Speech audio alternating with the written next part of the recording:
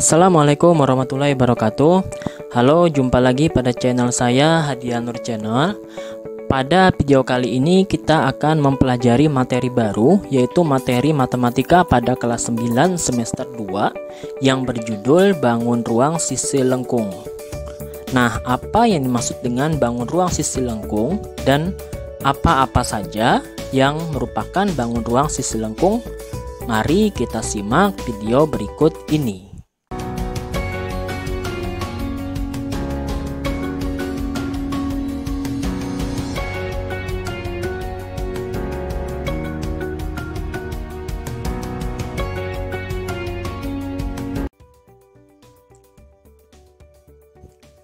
Bangun ruang sisi lengkung adalah bangun ruang yang memiliki sisi lengkung, baik itu pada selimut atau permukaan bidangnya. Yang pertama, tabung. Nah, tabung itu gambarnya seperti ini. Ada sisi yang melengkungnya, yaitu yang tegak ini. Ini sisi yang lengkung ya. Kemudian yang kedua itu adalah kerucut. Nah, ini namanya sisi lengkungnya. Kemudian yang ketiga adalah bola. Nah, sini saya contohkan gambar bola basket ini melengkung ya.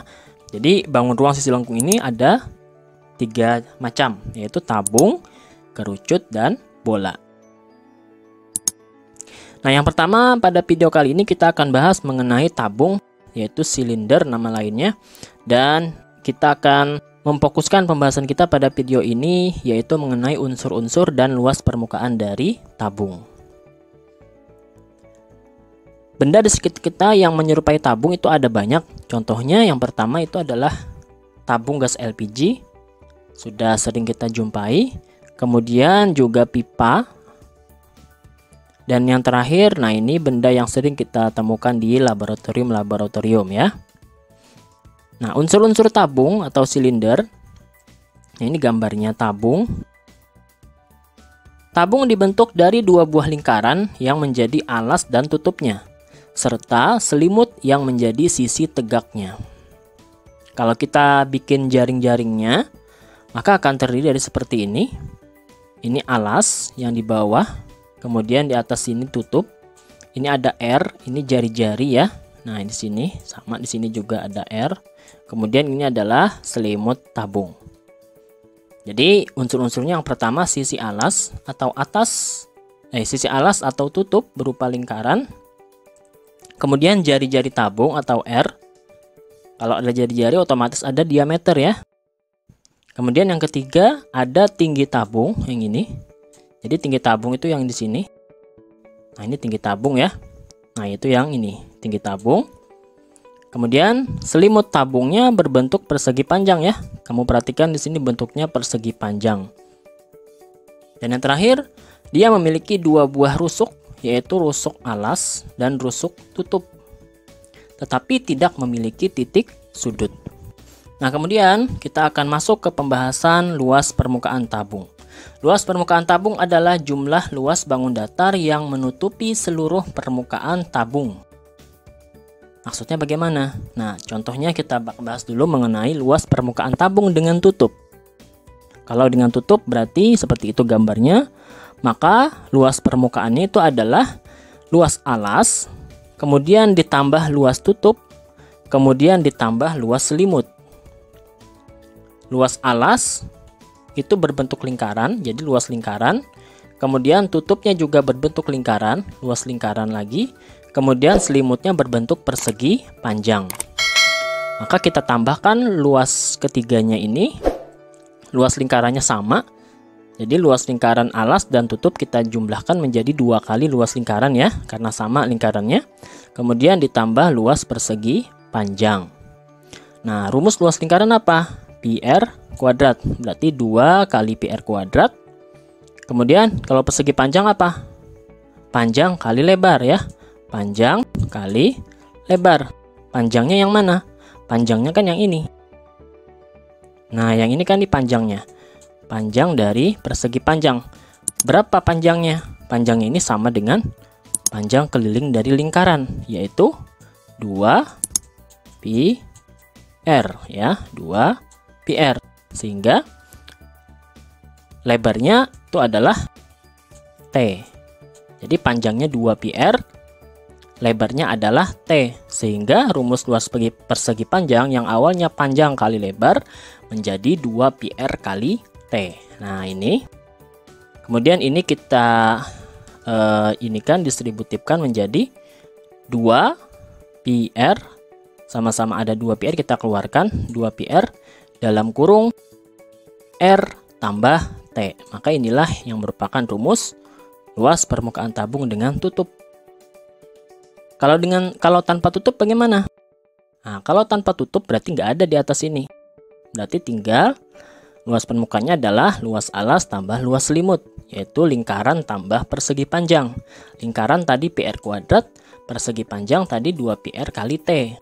Nah, sama-sama ada PR, kita keluarkan PR-nya menjadi PR dalam kurung R tambah 2T.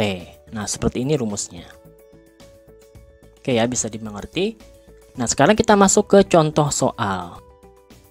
Nah, jadi ini rumus-rumusnya yang harus kita hafal. Yaitu yang pertama, luas alas itu PR kuadrat ya. Kemudian luas selimut tadi persegi panjang, yaitu 2πr kali T. Kemudian yang ini tadi yang sudah kita dapatkan. Sekarang kita lihat contoh soalnya.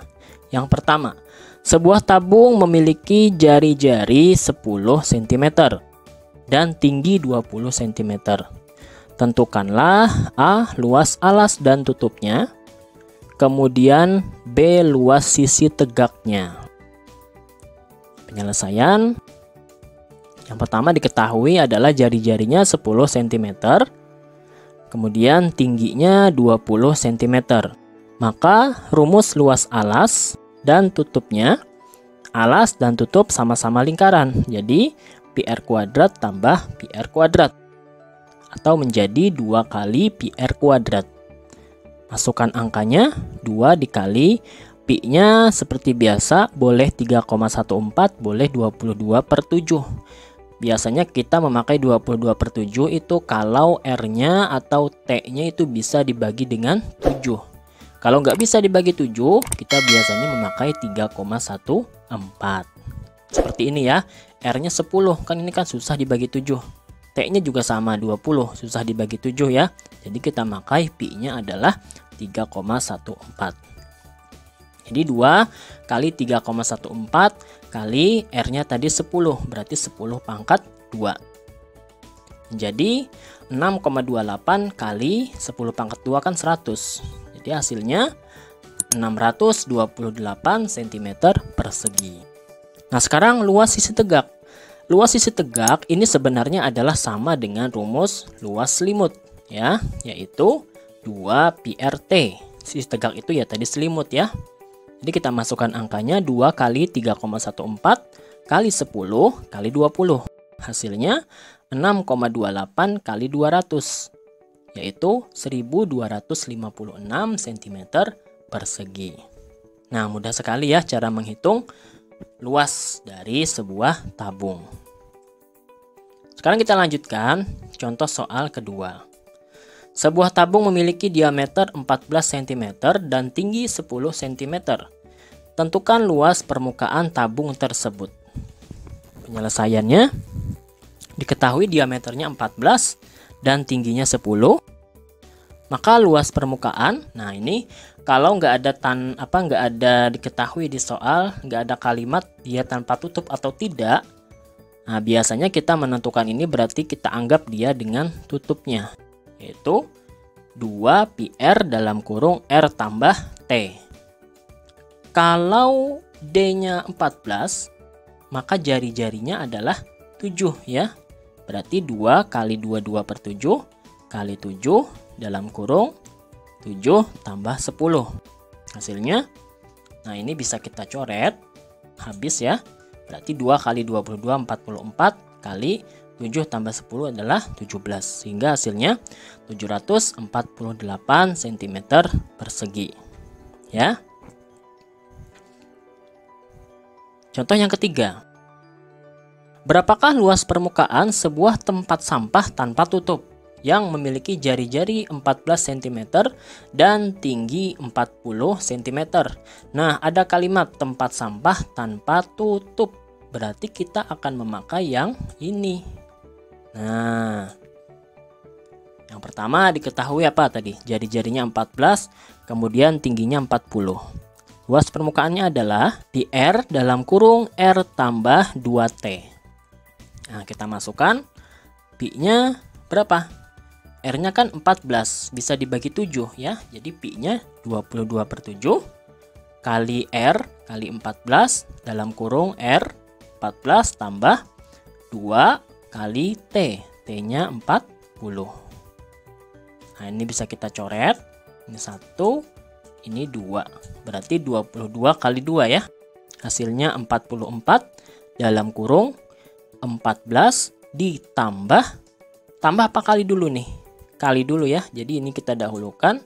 Jadi 14 ditambah 80 yaitu 44 kali ini ditambahkan 94. Hasilnya adalah 4136 cm persegi.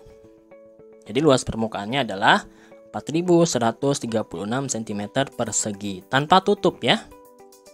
Nah, sekarang kita lanjut dengan contoh soal yang keempat.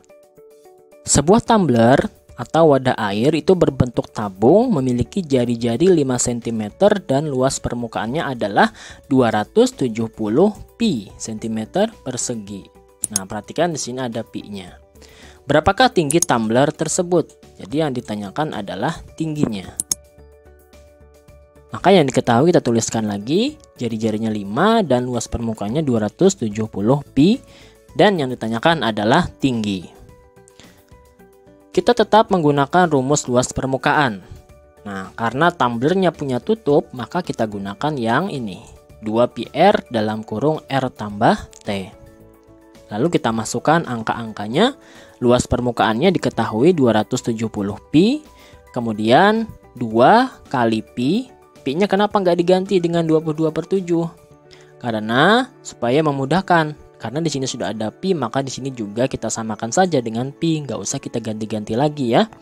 2 kali pi kali R, R-nya 5, dalam kurung lagi R tambah T.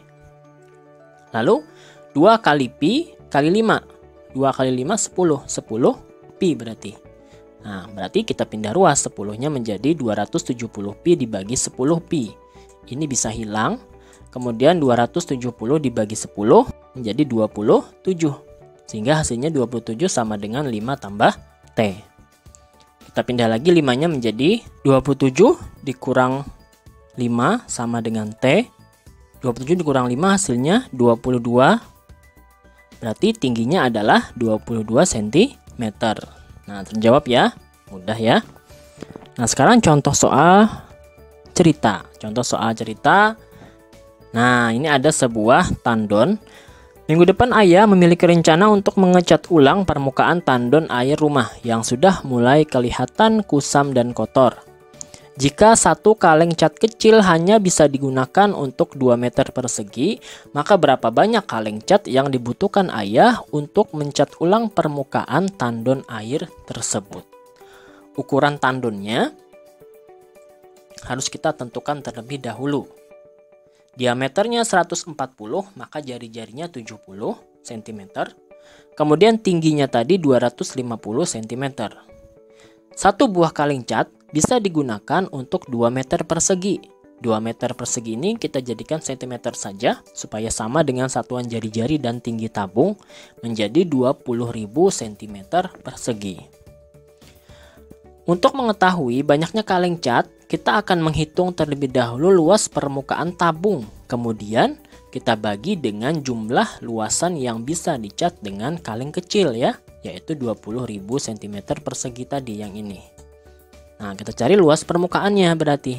Caranya, dia tadi pakai tutup ya. Ini berarti kita pakai rumusnya. Kemudian kita masukkan angkanya. 2 dikali R-nya 70 bisa dibagi dengan 7. Maka pi-nya kita pakai yang 22/7. Maka menjadi 2 kali 22/7 kali 70 dalam kurung 70 ditambah 250. Nah, ini bisa kita coret, ini menjadi 10. Sehingga 2 kali 22 kali 10 hasilnya 440. Jadi 440 dikalikan yang dalam sini 320, hasilnya 140.800.